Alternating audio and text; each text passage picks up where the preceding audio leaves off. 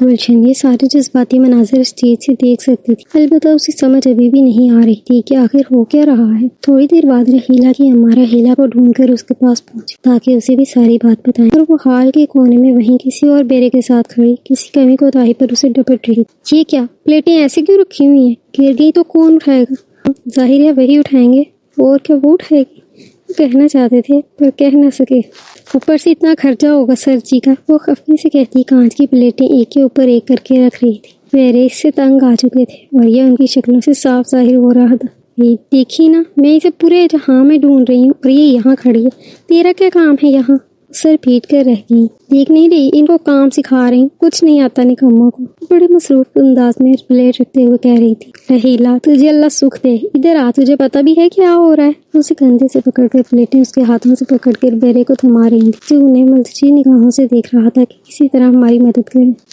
کیا ہو رہا ہے؟ شاہ نواز اور گلشن کا ولیمہ ہو رہا ہے، وہ کہہ کر بڑے بھونڈے انداز میں ہنسی۔ بیروں کی بھی دبی دبی سی ہنسی نکلی تھی، اس سے قبل کہ وہ اسے بیروں کے سامنے ہی القابات سے نوازتی، وہ خود ماں کو پکڑے کونے میں ہو گئی تھی۔ تجھے پتا ہے سلطانہ بیگم نے اپنے بیٹے شہریار کے لیے تیرا ہاتھ مانگا ہے؟ وہ اوپر تلے ہوتے اپنے سانس کو قابو میں کرتی بولی تھی۔ ہیں؟ کیا؟ رحیلہ کے چودہ طبق روشن ہوئے تھے، آنکھیں جیسے پورے چہرے پر پھیل گئی تھی۔ وہ شاک کے عالم میں کبھی اپنی ماں کو دیکھتی تو کبھی اپنے مہندی لگے دائیں ہاتھ کے تھیلے کو۔ اس کے سر پر ایک چپت لگا کر اس کی ماں نے اسے مہمانوں کی ٹیبل میں سے ایک ٹیبل پر موجود شہریار کی طرف متوجہ کیا تھا۔ وہ دیکھ، اس شہزادے کے لیے سلطانہ نے تیرا رشتہ مانگا ہے، وہ خوشی سے نہال ہوتے ہوئے بولی تھی۔ اماں، اور ہانسی ہوئی، اسے یقین نہیں آ رہا کیا سن رہی تھی۔ پھر سارے منظر دھندلا گئے۔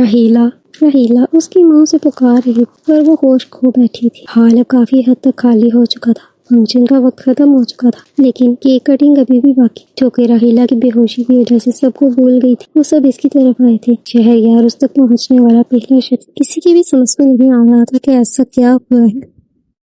گلشن اور شہریار اس کے دائیں بائیں منجو کے بل بیٹھے اس کا چہرہ سنجیدگی سے تک رہے تھے، جبکہ اس کا سر اس کی والدہ کی گود میں تھا اور رونے کے دوران مسلسل اس کا کال تھپتھپا کر اسے اٹھانے کی کوشش کر رہی تھی۔ جبکہ رحیلہ کے قدموں کی طرف تایا تائی شاہ نواز ہوں پڑے دیکھ رہے تھے۔ ان سب میں سب سے زیادہ حیران اور پریشان شاہ نواز تھا، جو اس لمحے ہکا بکا سا رحیلہ کا زرد پڑتا چہرہ تک رہا تھا۔ یہ بے ہوش کیسے ہو گئی؟ آخر یہ کیسے ہو سکتی ہے بے ہوش؟ یہ کیوں ہو گئی بے ہوش؟ ایسی کیا بات تھی جس نے اس کو بے ہوش ہونے پر مجبور کر دیا؟ ضرور اس نے کھانا زیادہ کھا لیا ہو، خود سے ہی مخاطب کی۔ پھر اس نے سر چٹک کر خود کی سرزنش کی۔ اتنی دیر میں کوئی پیچھے سے زور زور سے آواز لگاتے ہوئے آیا تھا۔ All of you, hands up! رحیلہ خالہ سمیت سب نے اپنے ہاتھ بے اختیار ہوا میں کھڑے کر دیے۔ کچھ لمحے پیتے وہ سب اس شخص کو ٹکٹکی باندھے دیکھ رہے تھے، جس کے سر سے ٹپی ڈلکی ہوئی تھی اور ان کا گنجا پن سب پر ظاہر ہو گیا۔ یقیناً وہ رحیلہ کے استاد تھے۔ وہ کچھ دیر کی عجیب سی خاموشی کے بعد داڑے تھے۔ شہریار نے اپنا سر تھامنا چاہا تھا، سمجھ نہیں آ رہی تھی کہ کیا ہو رہا ہے، جبکہ شاہ نواز الجھی ہوئی نظروں سے ان کی طرف دیکھتا بڑبڑایا تھا۔ You mean give me some space؟ بے بسی سے بولا تھا۔ اتنی تو مجھے بھی آ جاتی ہے۔ Yes, very good. You know English. You good boy. انہیں پہلی دفعہ اچھا لگا تھا، اس نے ان کی مشکل آسان کی تھی۔ Wake up my girl.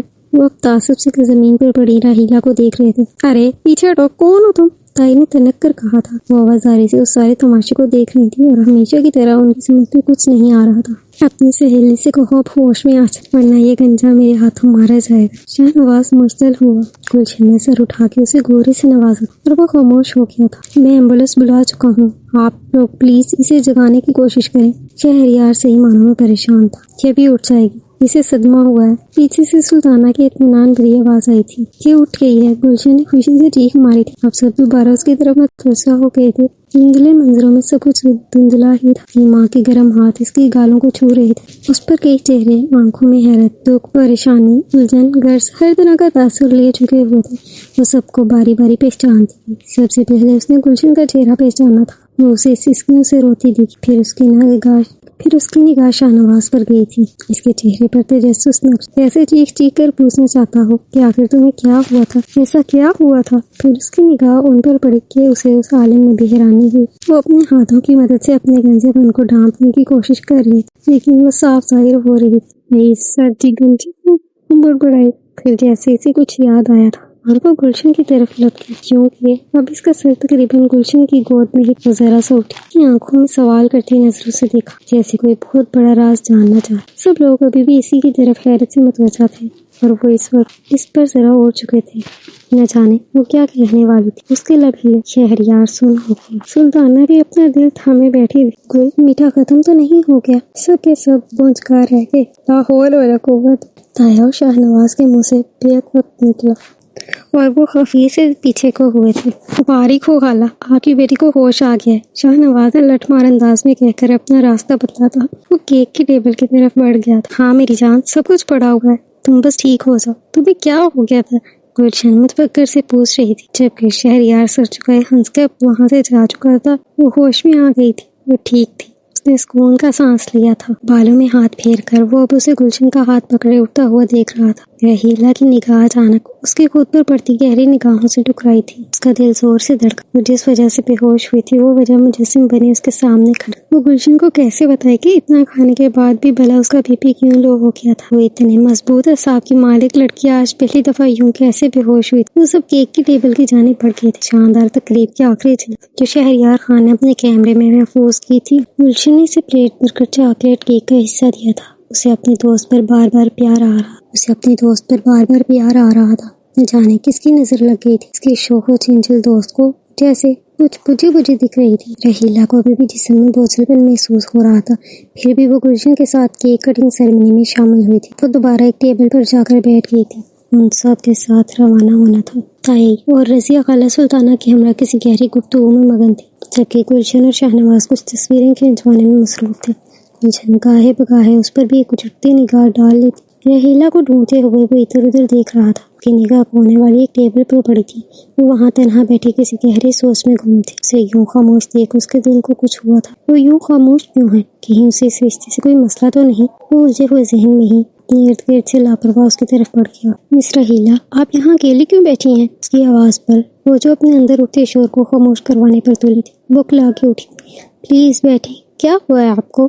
وہ نرمی سے کہتا خود بھی اس کے ساتھ وہی چیئر کھینچ کر بیٹھ گیا تھا۔ کچھ بھی تو نہیں، وہ اپنے بالوں کی ایک لٹ کو بار بار اپنی انگلی پر لپیٹتی نظریں جھکائے بولی تھی۔ وہ اس کی موجودگی میں پہلی دفعہ یوں پریشان ہو رہی تھی، ایسے پہلے کبھی نہیں ہوا تھا۔ رحیلہ کا اعتماد تو کبھی نہیں بھٹکا تھا، پھر یہ اب اسے کیا ہو رہا تھا؟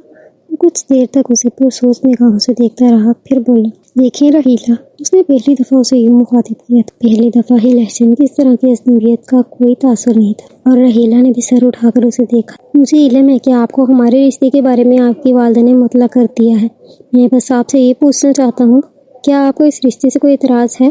وہ الفاظ کا چناؤ جانتا تھا تو اس لمحے بھی اس نے اس کانچ کی گڑیا کا اعتماد بحال کرنے کی کوشش کی تھی۔ لہجہ بہت مطمئن اور عام سا تھا، کوئی لچک، کوئی الجھن، کچھ بھی نہیں تھا اس کے انداز میں۔ جی ہاں جی، میرا مطلب ہے کہ کیسے نبھے گی جی؟ وہ انگلیاں مروڑ رہی تھی جیسے ابھی توڑ ہی دے گی۔ کیا مطلب کیسے نبھے گی؟ رحیلہ، میرے پاس سب کچھ ہے، میں تمہیں بہت خوش رکھوں گا۔ ہمارے گھر والوں کے اس رشتے پر کوئی اعتراض نہیں ہے، سب بہت خوش ہیں اور سب بہت خوشی سے ہی ہوگا۔ میں بہت اچھا انسان نہ صحیح پر ایک بہت اچھا لائف پارٹنر بننے کا وعدہ ضرور کرتا ہوں۔ اس کے لہجے میں التجا تھی، اعتماد تھا، عزم تھا، محبت تھی۔ وہ ابھی بھی اسے تعصب بھری نگاہوں سے دیکھ رہی تھی۔ کچھ سوچتے ہوئے اس نے اپنی اصل الجھن سامنے رکھنے کا فیصلہ کیا۔ وہ پر مجھے تو انگریزی نہیں آتی جی۔ رحیلہ نے شہریار خان کو لاجواب کر دیا تھا۔ کچھ لمحے ٹکٹکی باندھے اسے حیرت سے دیکھتا رہا، اور وہ یہ سمجھتی رہی کہ شہریار اپنے فیصلے پر نادم۔ کہاں وہ پڑھا لکھا سمجھدار پٹر انگریزی میں باتیں کرنے والا شہریار، اور کہاں وہ کراچی کے چھوٹے سے خستہ حال محلے کی گمنام سی باسی؟ کیا میل تھا ان کا؟ وہ اس کے معیار پر کسی طور پر پوری نہیں اتر سکتی، مگر وہ کوشش تو کر سکتی تھی، اور اس نے کی بھی تھی انگریزی سیکھنے کی۔ دیکھتے ہی دیکھتے شہریار خان کا فلک راف کہہ اس ویران ہوتی مارکی میں پہنچ گیا۔ اکبر، سلطانہ نے پلٹ کر دیکھا تھا، کوئی سحر تھا شاید، تاریک آسمان پر چاند کی حکمرانی تھی، ستارے ٹھڈک سے گئے تھے، ننھے بچوں نے شور مچا رکھا، نہری چلتی بجتی روشنیوں میں وہ ننھے فرشتے پٹاخوں کے ساتھ تباہ آزمائی کر رہے تھے۔ پھر ڈھیر سارے پٹاخے جلائے، آسمان پر چاند کا افواہ ہوا۔ وہ اس کو مات کیسے دے گا؟ ننھی روشنیوں نے دھوم مچائی، ستارے اس نظارے پر حیران، اور زمین ساتھوں کی حیرت بھی دیتی تھی۔ پھر طریق ہوتے آسمان میں کئی ستاروں کے بیچ بڑے بڑے حروف میں ان روشنیوں نے لکھا، اور سب نے پڑھا تھا، توڑ دے قدموں کی زنجیر۔ وہ اکبر خان نہیں تھے، وہ شہریار اکبر خان تھا، ہمیشہ مدم سا مسکرانے کا عادی، آج جس کے کہتے پر سب دم بخود رہ گئے تھے۔ سلطانہ کو لگا تھا نیلم کی وادیوں کے پاس جتنے بھی برف جمے پہاڑ تھے سب اس لمحے پگھل کے بہت شکر بھری نگاہوں سے اس کی نظر اتارتے رہے، اور وہ ہنستا چلا گیا۔ گلشن نے شاہ نواز کا ہاتھ تھاما تھا جو ان دونوں کو بھی دیکھ رہا تھا۔ وہ سب حیران نہیں ہوئے تھے، وہ مطمئن تھے۔ تشکر سب کے لبوں پر مسکراہٹ پھیلا گیا، خون سب کے دلوں کو نرم کر گیا تھا، روح سب کی سیراب ہوئی تھی۔ شہریار خان اپنی ماں کے جرم کی زنجیر سے آزاد ہوا تھا۔ گلشن جاوید اپنے خاموں کو نامکمل چھوڑ دینے کے خوف کی زنجیر سے آزاد ہوئی تھی۔ شاہ نواز ظفر محبت میں ناکامی کے خوف کی زنجیر سے آزاد ہوا تھا۔ رحیلہ نواز بھی انگریزی سیکھنے کی تکلیف سے زنجیر سے آزاد ہو گئی تھی۔ سد شکر۔